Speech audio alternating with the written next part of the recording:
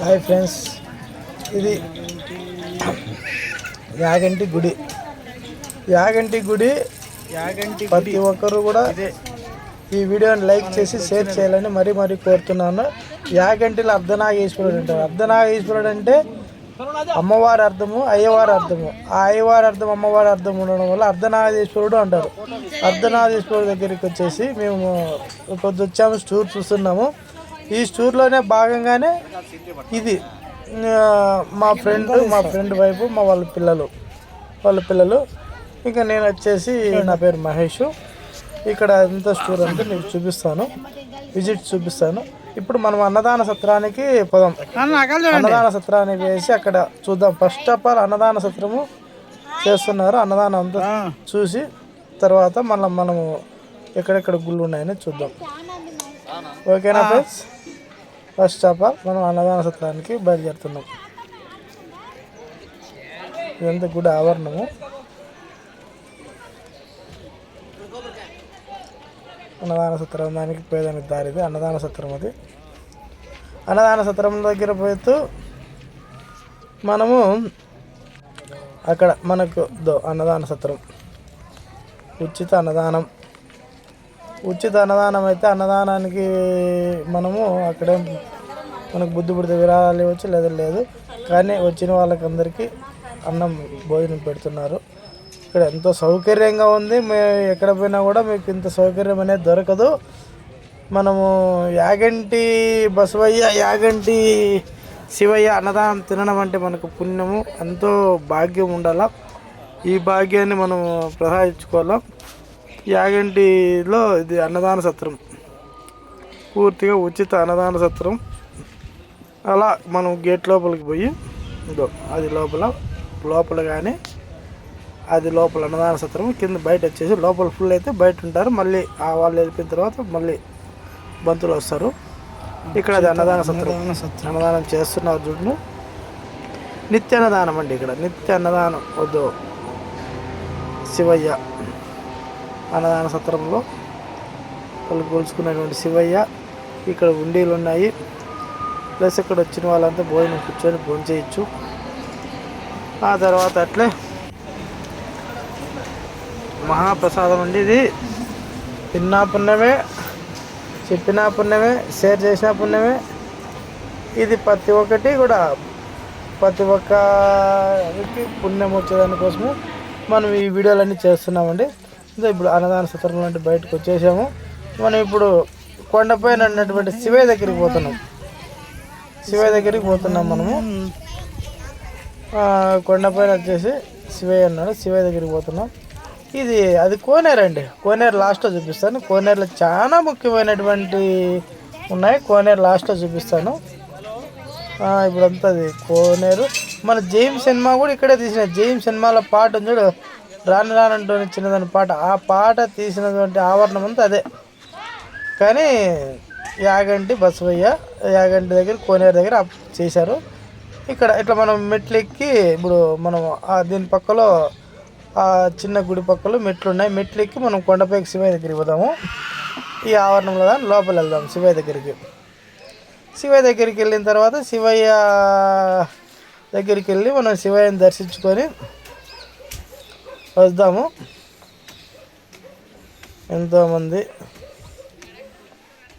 మనకు ముఖ్యమైనటువంటి ప్రదేశం అండి. మన ఆంధ్రప్రదేశ్లో మన ఉన్నటువంటి పుణ్యక్షేత్రం అండి. దీన్ని మర్చిపోయాం మనం.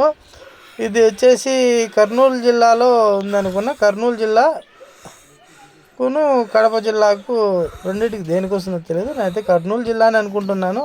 పూర్తిగా నేను వివరాలు కనుక్కోలేదు. మీకు మళ్ళీ నెక్స్ట్ నేను అంతా చూసిన తర్వాత చెప్తాను. ఇప్పుడు లోపల శివయ్య ఉన్నాడు. శివయ్య దగ్గరికి వెళ్దాం మనము. మహాగృహ అండి ఇది. గృహ లోపలికి వెళ్ళాలి. శివయ్య లోపల ఉన్నాడు. శివయ్య గృహ లోపల ఉన్నాడు.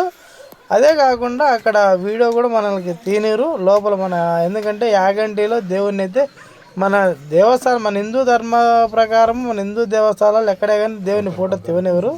కానీ మనం గృహ లోపలికి పోయేంతవరకు తీస్తాము. గృహలో మటుకు లోపల శివయ్యని మటుకు తీనేరు. ఇదో లోపల ఉన్నారు చూడండి శివయ్య, ఆడ పూజలు జరుగుతున్నాయి చూడండి. ఒక్కతూరి ఆ లోపల పూజలు. కెమెరా ఆఫ్ చేయమంటున్నారు అప్పుడే. ఓకే అండి, ఇప్పుడు మనం గుళ్ళో పూజ అయిపోయింది, రిటర్న్ వచ్చేస్తున్నామండి. పైన ఉన్నటువంటివి లోపల ఉన్నటువంటివి గుళ్ళో వచ్చేసాము. ఇక్కడ చూడండి మహోన్నతంగా ఉన్నటువంటి ఈ పుణ్యక్షేత్రము. ఇక్కడికి వచ్చిన పుణ్యమే, చేసిన పుణ్యమే. అయ్యవారికి ఇక్కడ స్వామివారికి ఇక్కడ చీరిస్తారు, చీర సమర్పించుకుంటారు.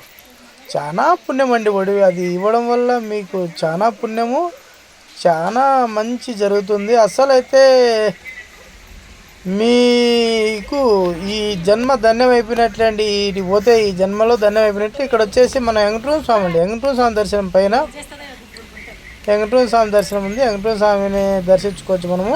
ఈ వెంకటరమణ స్వామి కూడా ఒక విశేషం ఉందండి. అక్కడ తిరుపతిలో వెంకటరమణ స్వామి కానీ ఇక్కడ శిలా చెక్కుతూ ఉంటే చెక్కుతూ బటకన వేలు కట్ అయిపోయింది వెంకటరమణ స్వామికి. వెంకటరమణ స్వామికి బటకన వేలు కట్ అయితే అప్పుడు అక్కడికి పూజకి తీసుకెళ్ళకూడదని ఇక్కడే పెట్టారు. ఇక్కడ కూడా చాలా పుణ్యం. ఇక్కడ చూడండి కోతి చూడండి, మనకు పాపం ఎంత దప్పి అక్కడ వాటర్ అన్నీ ఉన్నా కూడా మన దగ్గరికి వచ్చి తాగుతుందంటే ఇచ్చామా పుణ్యం చేసుకున్నట్లే. ఈ వీడియోలోనూ మీకు పుణ్యం వచ్చినట్లే. చూడండి ఇంకొక కోతి వస్తుంది, అది వచ్చి వాటర్ అంతకదే తాగుతుంది. మహోన్నతంగా ఉంది. ఇక్కడ వచ్చేసి గుడి గోపురం, లోపల వచ్చేసి ధ్వజస్తంభము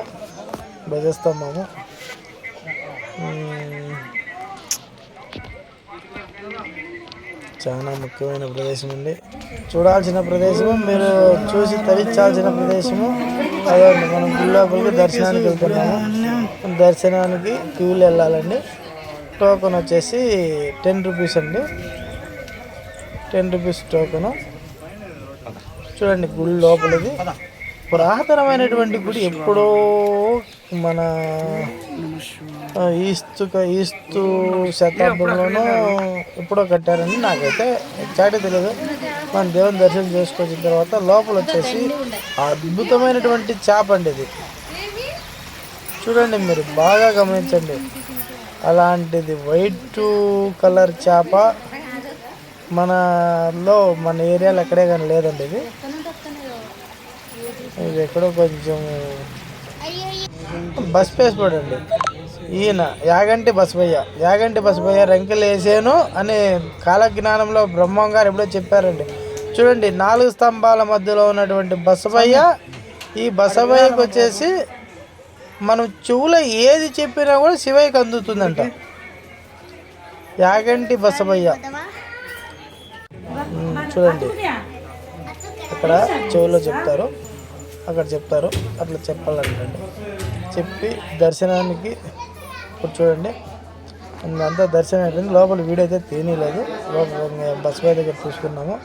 ఈ 4 స్తంభాల మధ్యలో నుండి ఎప్పుడైతే లేచి పోతాడో అప్పటికి ఈ అనేది బ్రహ్మం గారు చెప్పినట్లుగా అంచెలంచెలుగా పెరుగుతుంది. ఎప్పుడు యాగంటి బసవయ్య రంకెలేస్తాడో, ఎప్పుడు కాలం అంతమవుతుంది అనేది ఉంది, దీంట్లో చరిత్రలోనే ఉంది యాగంటి బసవయ్యది. ఇప్పుడు మనం గుళ్ళ పూజ అంతా అయిపోయింది, గుళ్ళ పూజ వచ్చేసినాము. ఇప్పుడు నెక్స్ట్ వచ్చేసి మనం కోనేరు దగ్గర పోదాం. చాలా ముఖ్యమైనటువంటి గుడి, చాలా ముఖ్యమైనటువంటి ప్రదేశం ఇది. ఈ ప్రదేశం అనేది పుణ్యక్షేత్రము. ఈ పుణ్యక్షేత్రంలో ప్రతి ఒక్కరూ కూడా వాళ్ళ జన్మ ధన్యం చేసుకోవాలని కోరుకుంటూ ప్రతి ఒక్కరికి కూడా అదే చెప్తున్నా అండి. ఈ జన్మ ధన్యం కావాలంటే శివయ్యను వచ్చేసి దర్శించుకోండి, శివయ్యను దర్శించుకోండి.